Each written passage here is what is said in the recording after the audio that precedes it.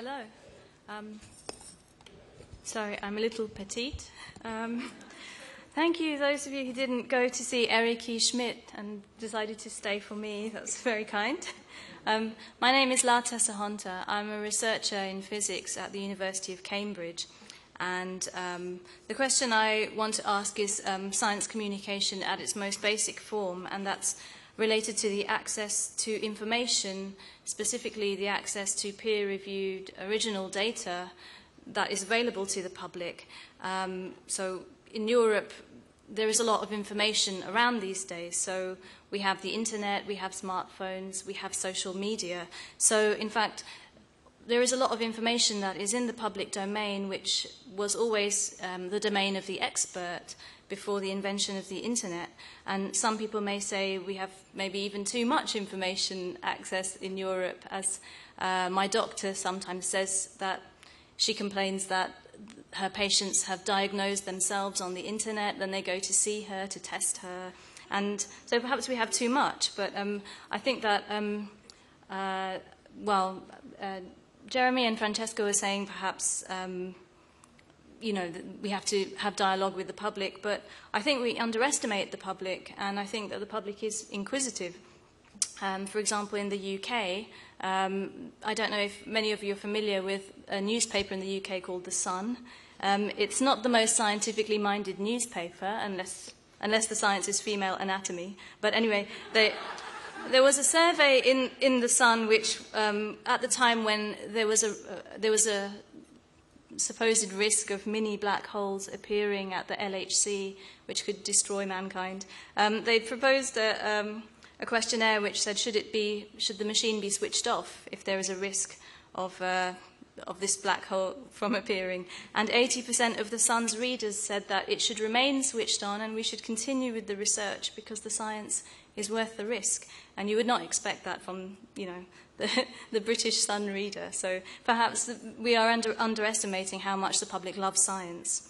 And another example of how much the public do love science is that there are lots of researchers who now make their information available publicly, and they invite members of the public to help with the research. So you can go to the website of the LHC, you can download some data from the compact muon solenoid, and you can reconstruct subatomic particle collisions on your home computer if you wish. And then also there is a website called galaxyzoo.com where you can help the astrophysicists to categorize different galaxies which are discovered. So the public love science so much that they are trying to help us with research. So this is maybe something that should be considered a mark of usefulness of different scientific endeavors, and it's something that maybe we should be trying to do a bit more.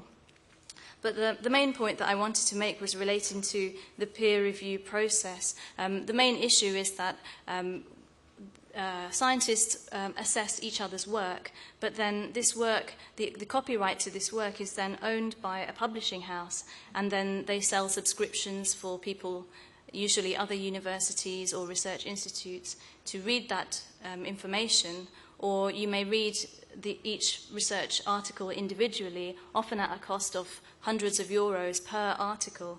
And many people argue that such information would be much more useful if it were free and if it were available to the public. On average, publishing houses make 35% profit from research data. The reason why they make so much profit is because scientists review each other's work for free, and also the editors, who are also scientists, do all of the editing for free as well. So it's a very strange way for the scientific community to operate. The positive points of the system is that there is no alternative, so it's the only system. There is a new idea of open access, where universities or research institutes can pay to make their work freely accessible to everyone, but then the effect is that only the rich universities and the rich institutes can do this. And many people in the developing world who want to do research, they do not have access to any scientific data, and so they cannot do the work that they want. And in fact, my university, Cambridge, is relatively wealthy, yet I do not have the subscription to access one of my own papers online, which is quite perverse, but anyway. So the questions for the masters are, what are their personal opinions about access of information to the public domain? And can there be a stamp of approval or a mark of merit that can be put on any data or perhaps any piece of information which shows the public that this is real and good data?